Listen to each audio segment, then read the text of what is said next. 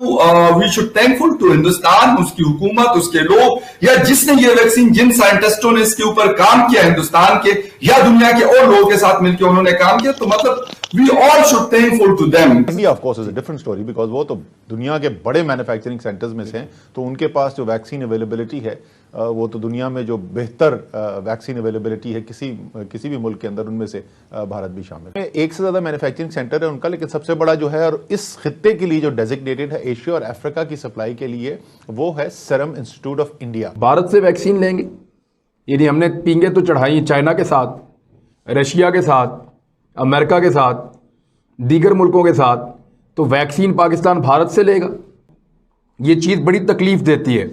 धर्म को निभाते हुए Bharat made in India vaccine की 45 मिलियन डोजेज पाकिस्तान को देने जा रहा है। पाकिस्तान के एक मंत्री असद उमर ने भारत के इस कदम को तारीफ करते हुए शुक्रिया भी अदा किया है। इस संबंध में कुछ और चर्चा इस वीडियो ब्लॉग के अंतिम भाग में करेंगे। उसके पहले आइए सुनते हैं भारत के इस मानवतापूर्ण कदम को पाकिस्तानी मीडिया में किस रूप में देखा जा रहा है।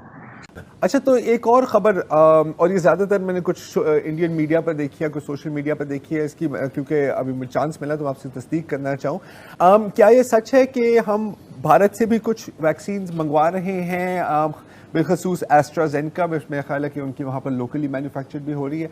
वो इंडिया से अप्रूवल, अच्छा उसमें एक से ज़्यादा मैन्युफैक्चरिंग सेंटर है उनका, लेकिन सबसे बड़ा जो है और इस खित्ते के लिए जो डेजिग्नेटेड है एशिया और अफ्रीका की सप्लाई के लिए, वो है serum institute of India. Manufacturing इस खित्ते के लिए इंडिया में सीरम इंस्टीट्यूट ऑफ इंडिया कर रही है। वो हमारी, उन्होंने जब इंडिकेट किया कि हमारी सप्लाई सोर्स जो है वो सीरम इंस्टीट्यूट ऑफ इंडिया होगी, उन्होंने अप्रूवल्स नहीं दी हुई थी एशियन कंट्रीज के लिए, अफ्रीका की कुछ कंट्रीज के लिए दी थी। आज वहां से आ गया है जी कि क्लियरेंस हो गई है।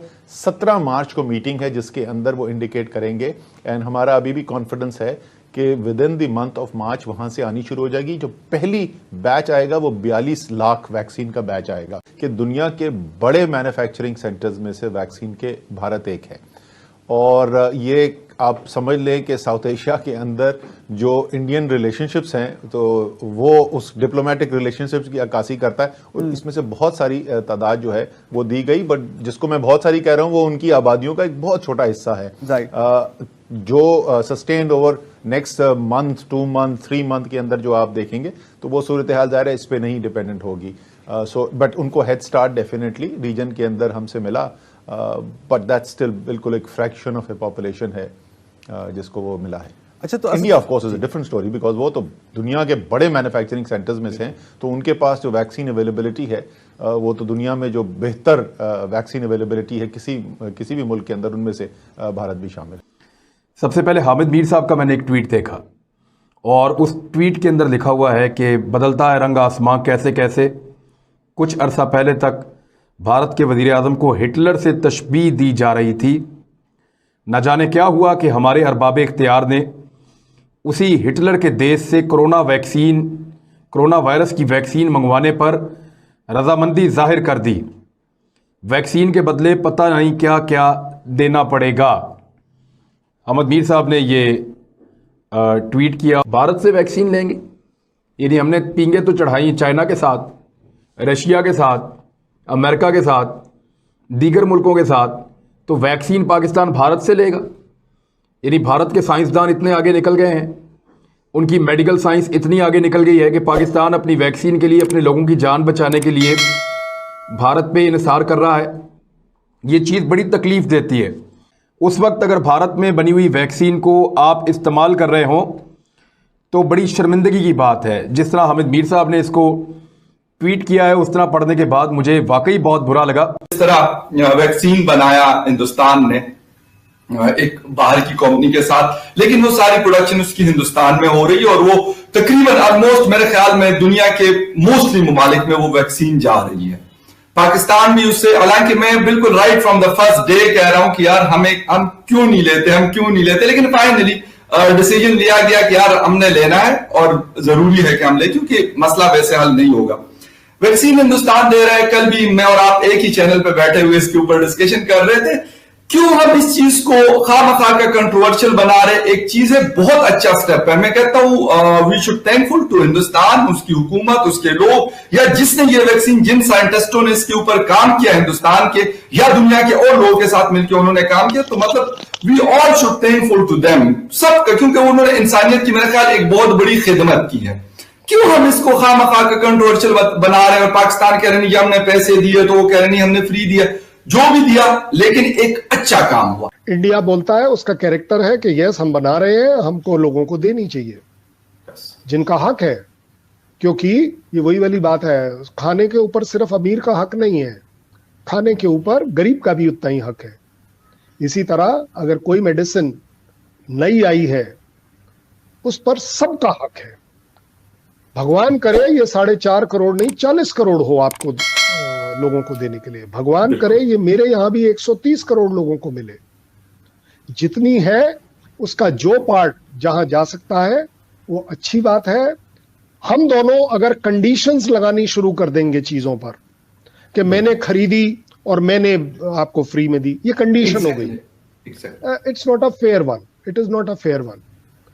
आपके हमारे बीच में दसियों बार ये डिबेट हो गई या डिस्कशन हो गए कि पाकिस्तान ने ऑफर किया पीस टॉक लेकिन इंडिया नहीं कर रहा है। तो अब लेटस से अब हम ये बोल दें कि डीजीएमओ ने दोनों ने डिसाइड किया कि आप हमारे पर बमबारी नहीं करेंगे, हम आप पर नहीं करेंगे, लेकिन ये जहां लेकिन आता है ना, आपने वो सारा किया धरा पानी कर दिया, खत्म।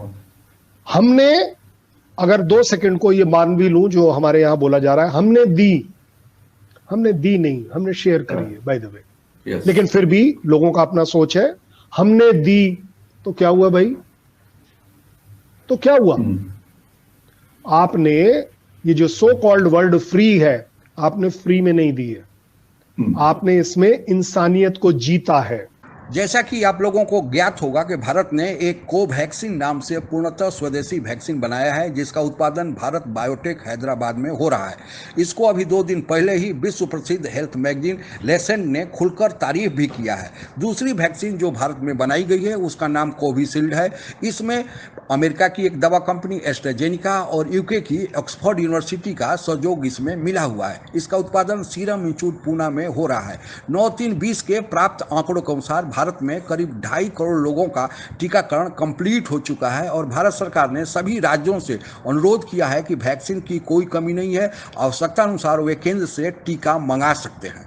इसके अलावा भारत ने 579.19 लाख डोजेज दूसरे देशों को, जिसमें 66 देश शामिल है, वैक्सीन दिया है, जिसमें से 163 लाख जो डोज है वह WHO को दिया गया है, 77 लाख डोज अंडर ग्रांट है यानी फ्री में पड़ोसियों को दिए गए हैं, 338 लाख डोज कॉमर्शियल बेसिस पर यानी पैसे लेकर बेचे गए हैं, और सबसे बड़ा खरीदार बांग्लादेश हुआ है जो 90 लाख डोज वैक्सीन भारत से खरीदा है।